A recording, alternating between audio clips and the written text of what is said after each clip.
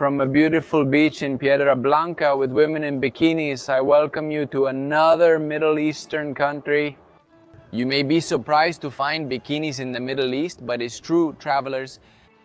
I'm in none other than Lebanon. And the thing is, on this trip, I've had the chance to visit Iraq, Iran, Syria, and now Lebanon.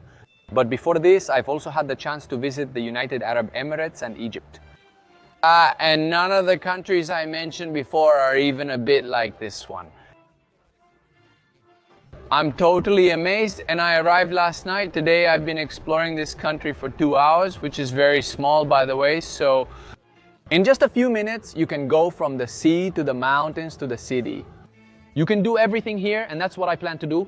I hadn't planned on coming to this country, so I'm only going to stay for 2 days, but I'm going to get a good taste of it. Some Venezuelan followers who live here contacted me and said, "Hey, I'm going to show you the best of my country in the shortest time possible." Well, these are Lebanese communities that moved to Venezuela a long time ago, and because of the situation in Venezuela, they came back to Lebanon. So get ready, travelers, and join me on this journey through this small Middle Eastern country.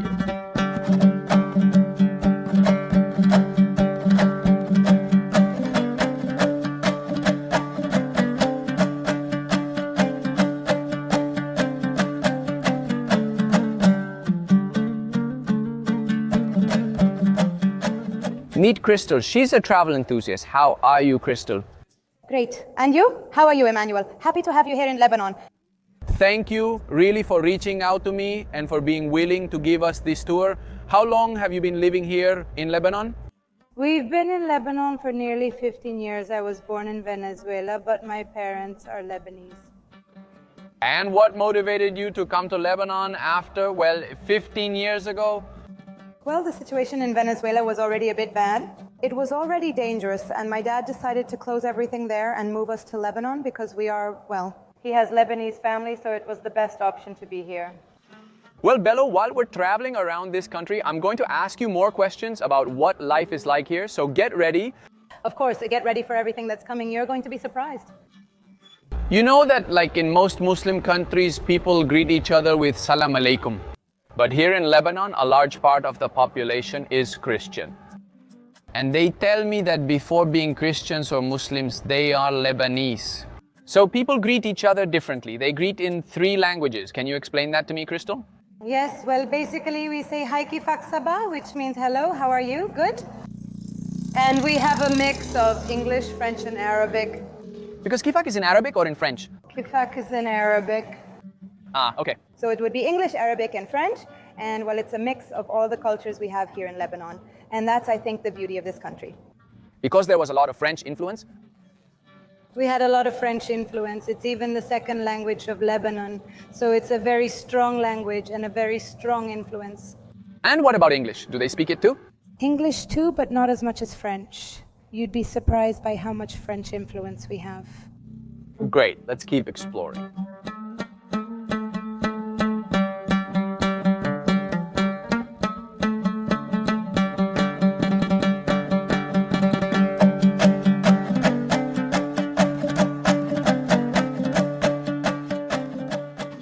Look at this, how interesting. Well, you know that this is a country where there's a lot of religious tourism, and we're outside a church called Nossa Senhora da Penha. Yes, as you're guessing, it's in Portuguese. And that's because Brazil is where there are the most Lebanese people in the world, even more than in Lebanon itself. Can you believe that? There are about 8 million Lebanese people in Brazil, while here in Lebanon there are only about 6 million inhabitants. And I think that number includes some Syrians and some Palestinians who had to come here because of the wars in their countries. So when you come in, look how beautiful. The number of little flowers there are everywhere. Over there we have Jesus, and over here we have the little chapel where we also have the image of Saint Charbel, who is one of the main saints of Lebanon. And over there is the Virgin Jesus. How beautiful.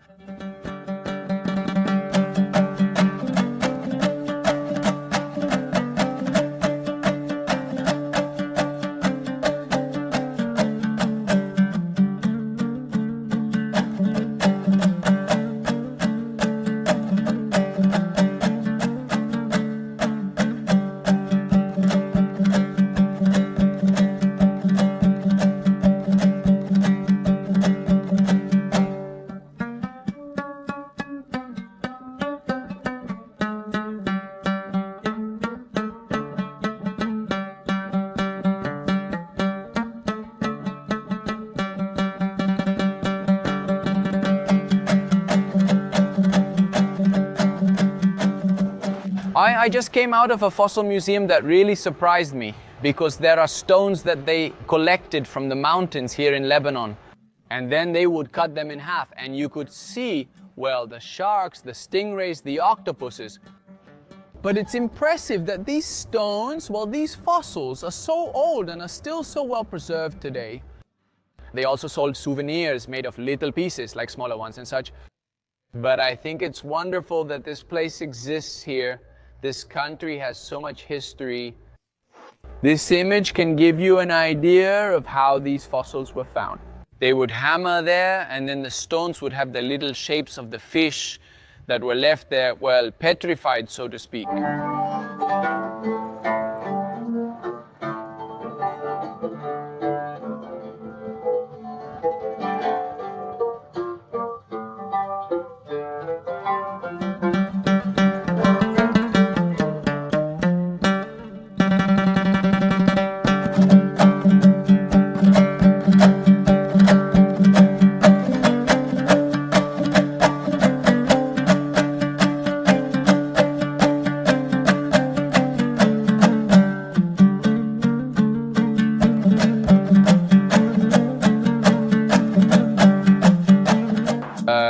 In the middle of the highway, there are these mobile kiosks, which in Arabic are called nawilne, and in Spanish, the literal translation is something like, pass it to me. So without getting out of the car, they come and serve you here. They bring you water, coffee, snacks, and so just pass it to me, you know. Ooh.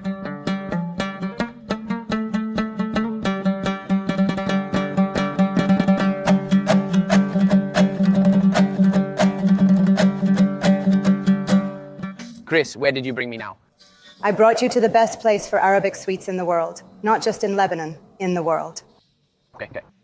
Let's try a few things I think you'll love, then we'll go to the kitchen so you can see the entire process. And also try some typical dishes from this part of Lebanon, which is a city that's really well known for its cuisine. What's it called? El Khalé.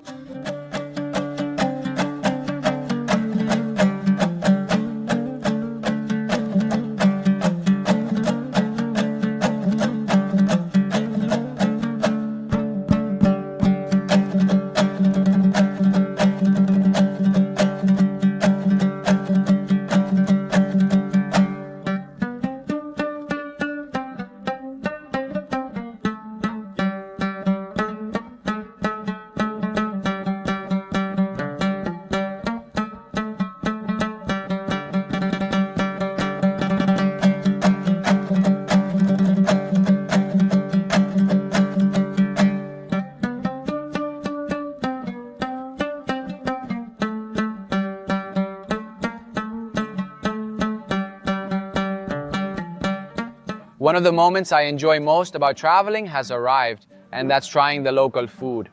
Besides, you know, I'm a huge fan of Arabic food. Right now, we're going to try a variation of my favorite dish. If you watch the Syria series, you'll know it's guarana, grape leaves, and vine leaves. Here, they also make a version called malfaf with cabbage leaves, but basically the concept is the same. They take the leaf and stuff it inside with rice and meat, and then they boil it with lemon, salt, and spices. That turns out divine. Let's try the malfaf. Look at it here. A little roll. How good it is. And additionally, look, pieces of meat. But look at how tender this is. I mean, with the fork, it falls apart. Oh, I could dedicate myself to making food videos because I genuinely enjoy it immensely. It's amazing how much pleasure I get from this. Tasting traditional food. Another thing that just arrived for us is something like some Arab meat pizzas, which are super traditional. And here we have both versions. This is the most traditional one, which is like with a regular wheat dough, and this one is more like a puff pastry. You can probably hear how crunchy this is. And the most interesting thing about this little meat pizza is that it's complemented with a pomegranate sauce. Look at it. Here we're going to pour it on, and this is eaten with your hands, I imagine, or with cutlery. All right, let's try it like this.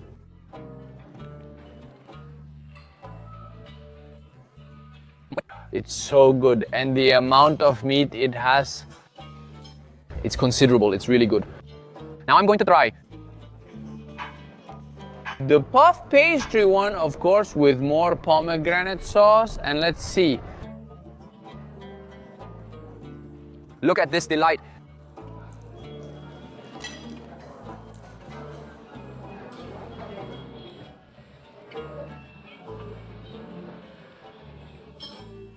This is 10 out of 10.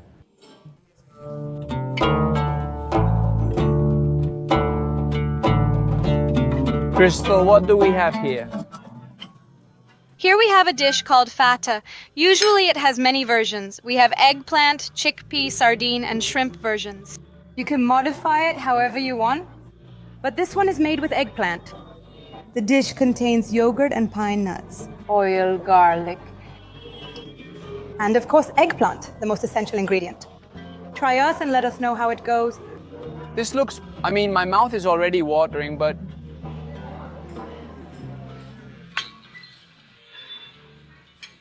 I can't believe I've never tried this before. It's a dish that not everyone knows about. As someone from an Arab family, I've already tried everything you see here, whether it's pizzas, gorani, malfaf, or kibi. I had never tried fateh before, although I had already tried and even make other spreads like hummus, baba ganoush, and muhammara, but this fateh was something else. Did you tell me? Fateh. No, my God. And you can have it with a little bit of bread, like a dip, and it turns out delicious.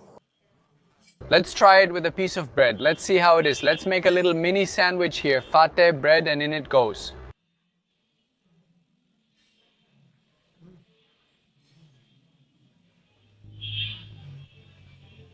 This is so good. It has like a little sauce.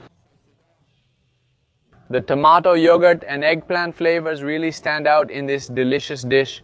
Enjoy your meal. If you come to Lebanon or if you go to a Lebanese restaurant, order the fateh. It's top notch. Like someone who didn't want it. Look what arrived, the garani. Oh, this is my favorite dish in the whole world. Not just Arabic food, but in the whole world. And they had told us there wasn't any when we arrived. I don't know if they made it right at this moment, but it's pretty warm. And while we were eating everything else, they came with a simple side dish, grape leaves stuffed with rice and ground meat inside, but with spices and lemon salt. And one particular thing, that's what makes it my favorite dish. And here I'm going to disappoint some Arab women from traditional cooking. As you can see, here they use lamb and sometimes they make it with beef. At my house, the meat inside is beef, but they also add layers of pork chops. It's not very common in Arab countries, especially in Muslim majority ones, because here there's a large Christian community.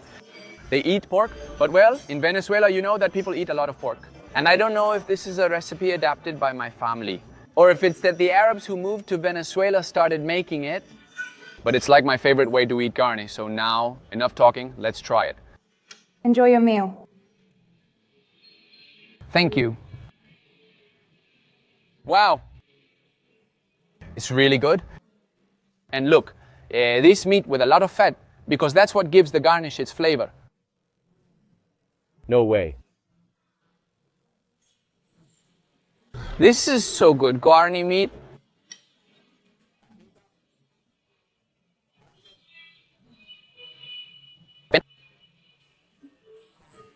They don't want to give us the bill, they're treating us. But they brought too much food. Too much food. But this is the kindness and generosity of the Lebanese people.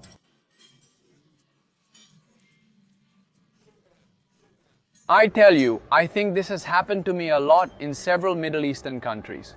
And it's not just that if a lady in her little house in the middle of a village shares her food with you or whatever, it's even a restaurant with as much history as this one, which has been around since the 1800s, I mean almost 200 years, I would say.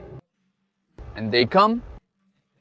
Obviously, they're also grateful that you're showing their place, but they won't let you pay. I mean, even if you insist, no matter how much you insist, they won't let you pay. And it's not just the restaurants. Here, they're not letting me pay for anything at all either. But if you're our guest, we can't.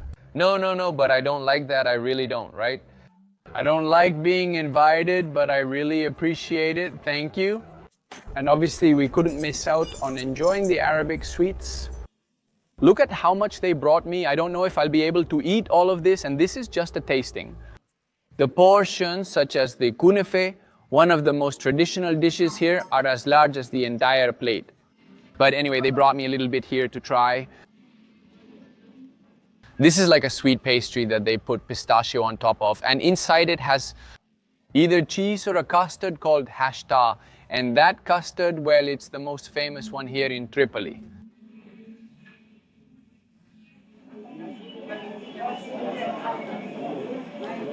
That's great because it's not too sweet. Look, and you have to pour this syrup on it. Look, no wonder. You have to pour this little syrup on it. Well, I'm going to pour it all. And here, what are we going to do? Well, let's see how it tastes now with the syrup. Little sugar syrup. Well,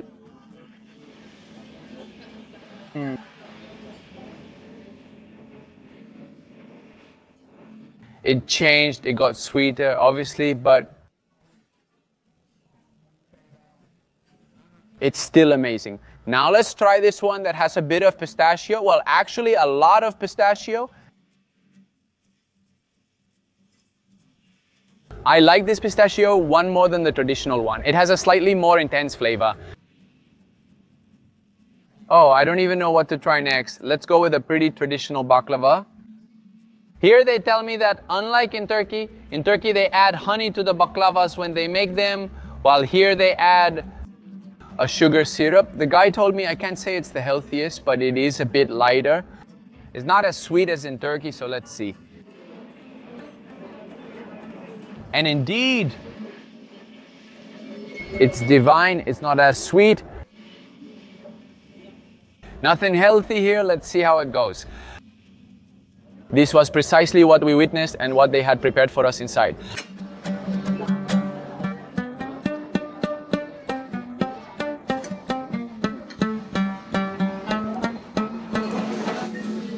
Everything is just too good. And I don't know if I'll be able to finish all of this because they're also looking at me like there are still a lot of things left to try. But I love it. I love Arabic cuisine. I think it's time to keep exploring Lebanon.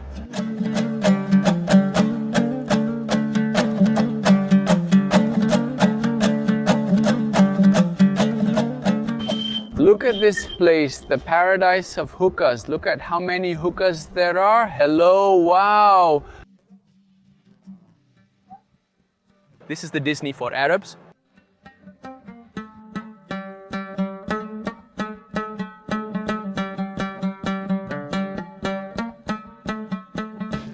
We started walking around here in Tripoli to digest the food and see a little bit of what life is like, what the vibe is.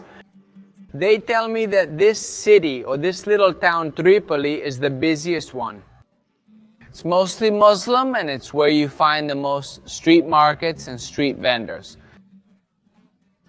But it's interesting, you can find some good Louis Vuitton pieces for $5 or something like that. Also, little corn with lime, little pants, bags. Look, there's Prada, socks, everything. Look, Prado. They don't sell Prada here, they sell Prado here.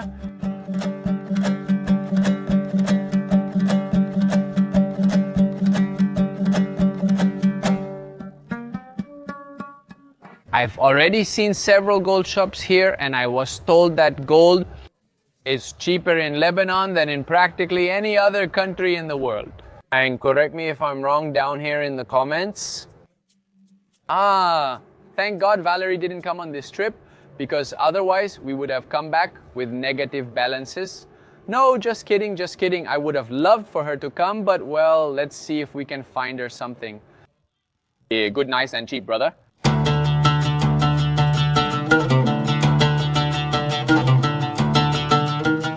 Chris, in a few words, how would you describe life in Lebanon to me? Life in Lebanon is actually very relaxed. Life is very easy because all services are readily available. Everything comes super fast and people are always kind and helpful. You can do 1,000 things. In one day, you can go through like 10 cities. So this is also something beautiful about Lebanon. You have the best of both worlds. A beach nearby and a ski mountain just half an hour away. So this freedom, this diversity that we have doesn't exist anywhere else in the world. It's something that makes us very proud in this country. And well, obviously the mix of cultures, the mix of people, the food, obviously everything. And well, I don't know, I would describe it as the best country in the world, I think. I read that they called it the Paris of the Middle East, but you also told me that they called it the Switzerland of the Middle East. Why do you think it has that nickname? Of course, well, because of our modernity and honestly, like I told you, because of the diversity of cultures. So we have a lot of Christians, but we also have a lot of Muslims. But this mix, this combination makes the country super developed, super civilized, and super modern. So that's why they call it the Swiss of the Middle East. And yes, the cultural and religious diversity is so great that today there are 18 religious sects present in this country. In fact, it's written in the Constitution that the president must be a Maronite Christian, the prime minister must be a Sunni Muslim, and then the head of parliament must be a Shia Muslim. Just as there is a consensus among what would be the different political parties in our countries. Here, obviously, religion has a big influence on politics. So that everyone can agree, have a vote, and have a little bit of a say. There you have the three main ones. The other 15 sects also hold government positions, albeit minor ones compared to the three I mentioned earlier. Also because they are religious minorities in the country. But so that their opinion is taken into account, you know? Wow. A Turkish bath since 1023, I mean, more than 1,000 years ago.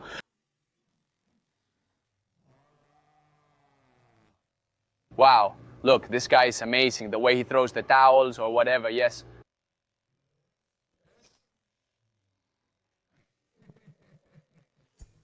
We've already shown you this experience when we were in Turkey, but basically you sit down and relax while someone comes. Another person comes and bathes you, but they really scrub you, I mean, they take everything off. I think that all the natural layer of oil that your skin has, well, they remove it completely. And it's a bit... The bath is intense, but it's a different fun experience. Here they let us enter what is actually the Turkish bath. Over there they lay you down for a massage, then you sit here. With a bucket of water and a small bowl, they throw the water on you forcefully and start scrubbing you. Look how beautiful this part up here is and everything. This bath has like a steam that comes from the floor and it's, let's say, like a steam sauna. Look, you sit right here. I think the camera is going to fog up at any moment. And there was like a station for each person, and in the same bath they could be bathing 10, 15 people at the same time.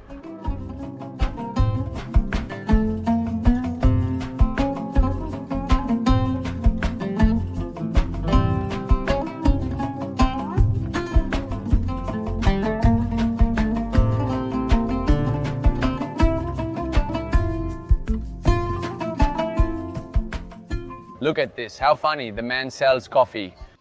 With sugar and without sugar, but one is extremely sweet and the other, well, obviously has no sugar. So he asks you if you want it sweet, medium sweet, or without sugar. And if you ask for it medium sweet, what he does is mix half of each one. Like in this case, look, there it is, medium sweet, a bit of the bitter and a bit of the sweet. Well, let's see how it is.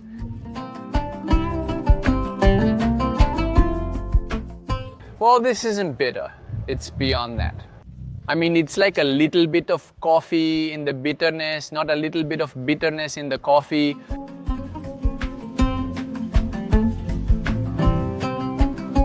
And here, look at the squid, the most commonly caught fish around here. 50 meters away, in the other aisle, we're in the gold market. By the way, an interesting fact is that most of the gold in Lebanon is 21 carats, not 18 or 24 like I knew before, but 21. And here, well, look, fruit, vegetables, meat, fish. Here, people do eat more beef. Of course, lamb is the most commonly eaten, and I've even been told that you can get pork in some places. Not in this neighborhood, which is Muslim, but yes, in Beirut, the little shrimp, the sardines, the salmon, and here they have Arabic bread. Can we continue? I feel like I'm in Katia with motorcycles going in all directions. A guy was just doing wheelies over there. Look at the cars and people. He's doing wheelies right there. This is pretty exotic for a Muslim area specifically, but well, in the houses anything goes. It's in the streets where in this religion you have to be pretty covered up. This is like a little bread with cheese, right? With cheese and sesame. And it has a little charcoal grill there, just a bit of charcoal to get it going. Heat, and of course it has a little lid that serves as a griddle to press it down.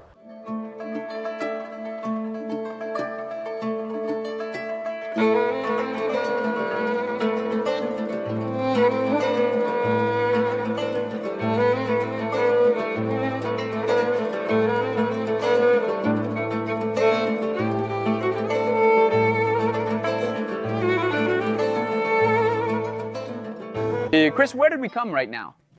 Right now, we're in Badrun, which is a coastal city. It's very well known for its beaches, its restaurants, and its authenticity.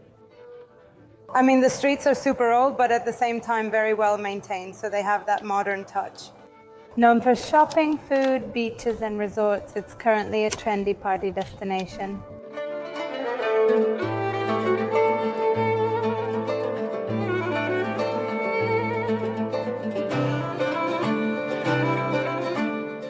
This is one of the cities that's really trendy right now. Badrun is a popular destination with numerous guest houses, activities, and restaurants. It's a prime location for investment due to its unique combination of beach and mountain attractions, making it highly sought after. 15 minutes away. So people are really loving that. Speaking of investment, Chris, tell me a little about the country's economy. What's the minimum wage? How much money do you need to live well? Is it easy for someone with a job that doesn't require a degree to, I don't know, support a family and so on? Of course, of course. Well, the minimum wage right now is about $400, $300, or $400, and those are, let's call them blue-collar jobs, more or less.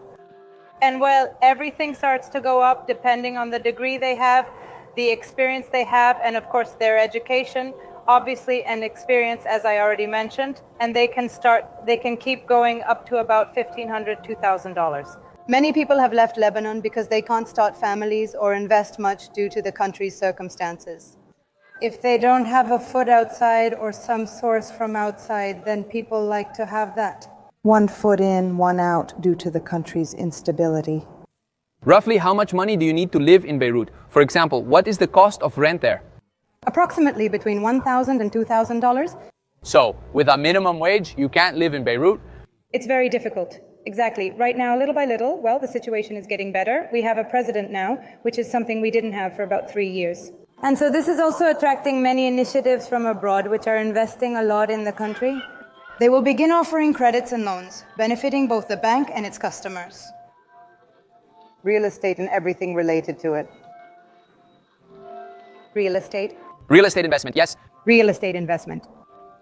Here we are in the middle of a graduation. I mistook a graduation for a wedding. Hopefully we get invited to the party. Think they'll have cheese sticks? I doubt it, but you will definitely find kibbeh. Shawarma too.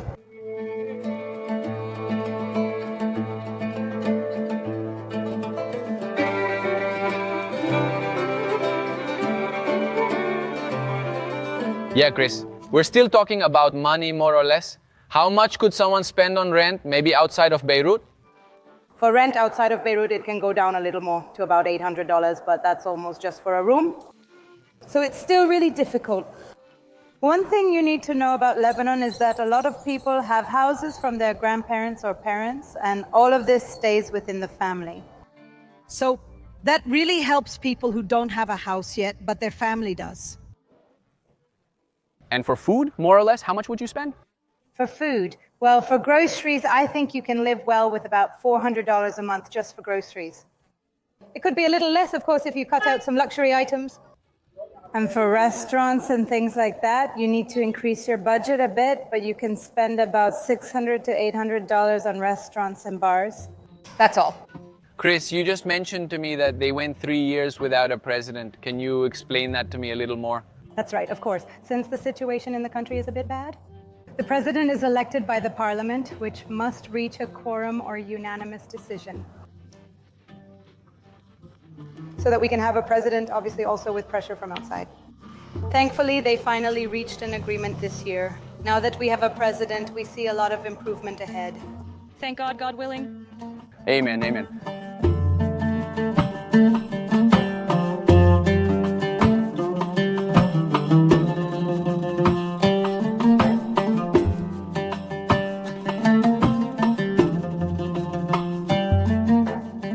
And while walking down the streets, we ran into the president. What's his name? His name is Jose Fon. And he is, of course, a Maronite Christian. A Maronite Christian, of course. He was the chief commander of the armed forces.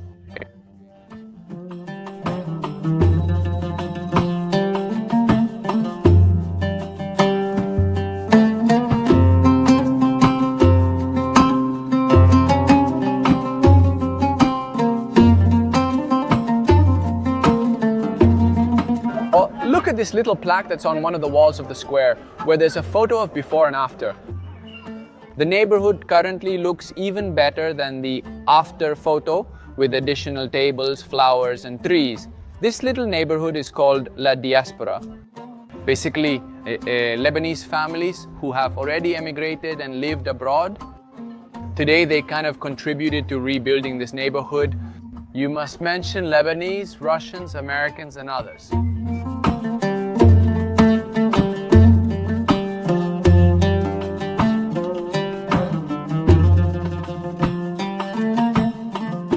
From a pretty hidden and simple little place on one of the corners of this area, what do you eat, Divino? The chocolate brioche. You're going to try it with us soon,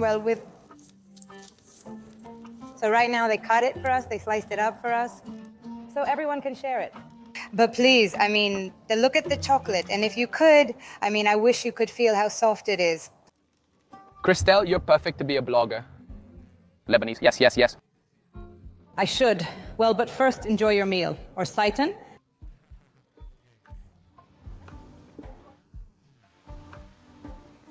It's fluffy, super, super soft.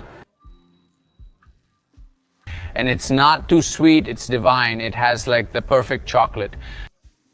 It reminds me a little of panettone, but obviously sweeter and warm. It's divine when eaten at room temperature, like panettone, not cold. Enjoy your meal, Saitan.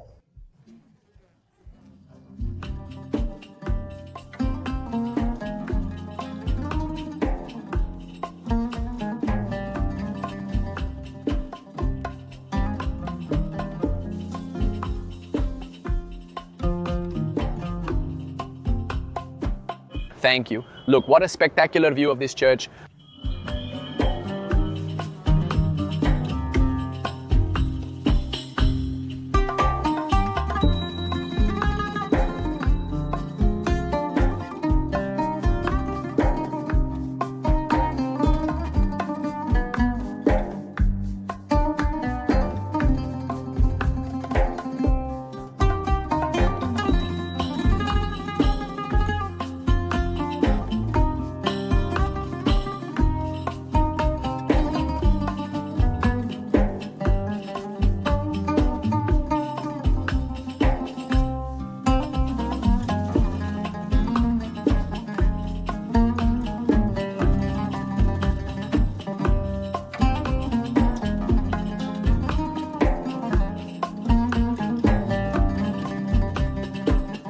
I have to admit that I'm really surprised by the beauty of Lebanon. I already expected it to be a spectacular country, especially because in the rest of the Middle Eastern countries I visited, everyone says, no, we go to party in Lebanon, we go on vacation to Lebanon, if we want to ski, if we want to go to the beach, if we want to relax.